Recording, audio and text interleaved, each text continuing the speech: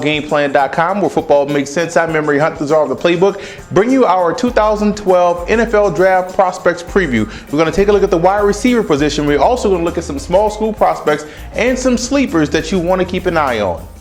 The number one receiver in this class to me is Justin Blackmon out of Oklahoma State. You look at his strengths, this guy is uber explosive, great hands, and has tremendous body control. I've always compared him to Terrell Owens with better hands. The only weakness I see is his route running experience. Coming out of a spread offense, can he consistently run those routes that are needed at the next level? If he can, this guy's the ultimate playmaker, and that's why I give him a top 5 draft grade.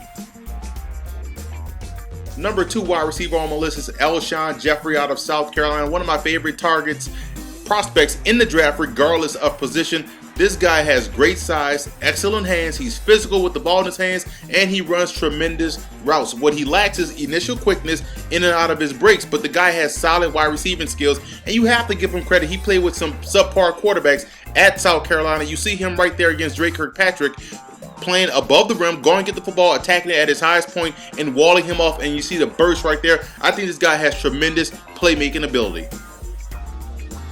Michael Floyd is my 3rd rated wide receiver in this draft. This guy has the size that you want, 6'3", 222 pounds, solid route runner, more explosive in and out of his breaks than you see guys in his size. See right here, getting off the line of scrimmage, using his hands to get free, creating separation, and catching the ball at his highest point. That's what I like about Michael Floyd. Now, his weaknesses, he has those bouts of inconsistencies, and he has some off-the-field issues. Hopefully, he has those solved.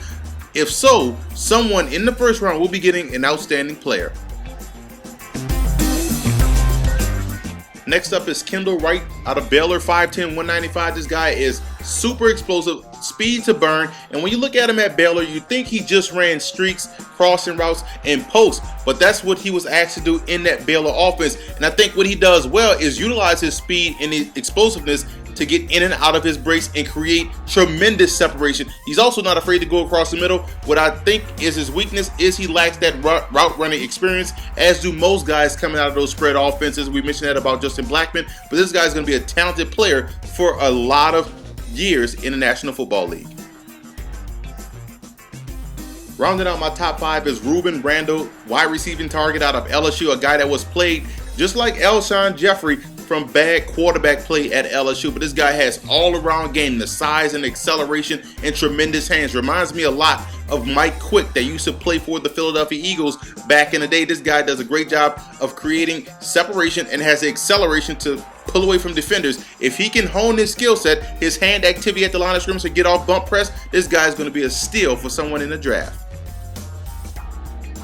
Here's some other top receiving targets in this draft. You look at Wisconsin's Nick Toon. This guy has the pedigree. His dad, Al Toon, was a tremendous receiver for the New York Jets. This guy brings to the table solid hands, sacrifices his body across the middle, is not afraid to get hit, and you have to like that from a receiving target. He has to learn how to create separation due to the fact that he doesn't have the elite speed, but he reminds me a lot of a guy like Keenan McCardell, a guy like Jimmy Smith that just finds a way to get open, and he's going to make that tough catch and move the chains. What's not to like about Ryan Broyles for Oklahoma, one of the career all-time leading receivers for that program? Tremendous quickness. He can get off the line of scrimmage and make you miss in the phone booth, and also runs excellent routes. A playmaker, athleticism. He's coming off that ACL injury, but I look at who he reminds me of. He reminds me a lot of Deion Branch, a guy that's going to play a lot of years as a slot or a number 2 receiver and make a lot of plays for an offense. Jeff Fuller out of Texas A&M is another guy whose dad played in the league for a long time, so he has the bloodlines. He also has the size that you want at the receiver position. Run after the catch ability is awesome. He's a tremendous red zone target. He has to work on his inconsistency throughout the game. He has those lapses where he drops passes, and he's more straight line than not quick, but that's due to the fact that he's 6'3", 220 pounds. This guy has solid ability and reminds me a lot of Mike Sims Walker.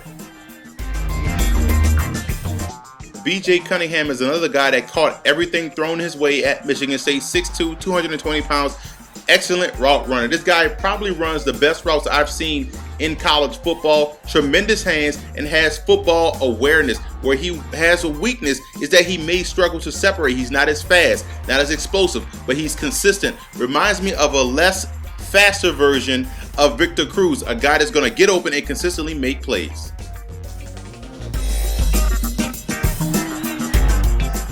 Dwight Jones out of North Carolina is another guy that everyone is talking about. 6'3", 220 pounds, tremendous athleticism. This guy can high point the football, has the size, and after the catch, this guy can take off and run. His weaknesses, he has to get more consistent, and he has to become more football aware. If he can do so, the sky's the limit. This guy is going to have a lot of upside, and if he can get all that together, this guy's going to be a steal for someone later on in the middle parts of the draft.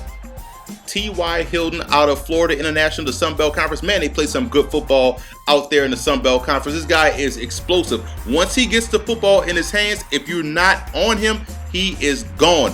88 out the gate house call. This guy has that explosiveness. He has the return ability. What he can improve is his route running, and I have questions with his size. Can he get off bump press? But there's no doubting the playmaking ability of T.Y. Hilton.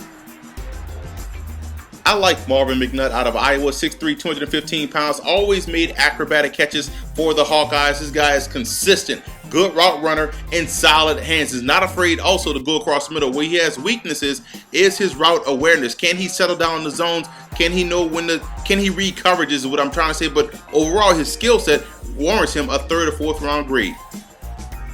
Underrated prospect right here, Greg Childs out of Arkansas, a guy that's 6'2", 215 pounds. You look at his strengths. He will fight for the football. Tremendous hands, good size, and has that quickness for a guy his size to get off bump press and get off the line of scrimmage and get into his route. Is he fully recovered from the injury is the big question I had. That's why he's not high on this board. But overall, his skill set will warrant him a 1st round grade or 2nd round grade, but his injury brings him down to the 4th. Mohamed Sanu out of Rutgers, 6'2", 220 pounds, a guy that is a physical, strong runner. Doesn't have the athleticism you want as a wide receiver as far as route running is concerned, but he's a guy that's similar to Joshua Cribbs. You just put the football in his hands, you put him in situations where he can use his running skills, and he can do some great things for an offense. Darrell Robinson of Arizona State just looks like a wide receiver, 6'3", 224 pounds, so he has that great frame. And you see right there, his run after the catch skills is tremendous. He has a lot of upside because he also is getting used to the position. So look for someone to get him later on in the draft and mold him into a solid player. Jarius Wright out of Arkansas is a guy that's quick off the line of scrimmage, has that tremendous burst, and always find his way behind the defense because of his ability to get off the line of scrimmage quickly. If he can avoid getting bumped around at the next level, he's going to be a solid player on 3rd downs for some team. Some small college receiving prospects, starting with Brian Quick. This guy actually may go higher than what I have him graded, but you look at his skill set, size, red zone ability. He has tremendous hands and sneaky explosiveness. Reminds me a lot of Marcus Colston, is that he doesn't have that quickness and his routes aren't as fluid, but you put the football within his area code and he will catch it, and he does have solid ability, like I said, after the catch. Tim Benford out of Tennessee Tech reminds me a lot of Donald Driver in his ability to make the consistent catch and make the routine catch look amazing. This guy is going to be a steal for someone in the draft.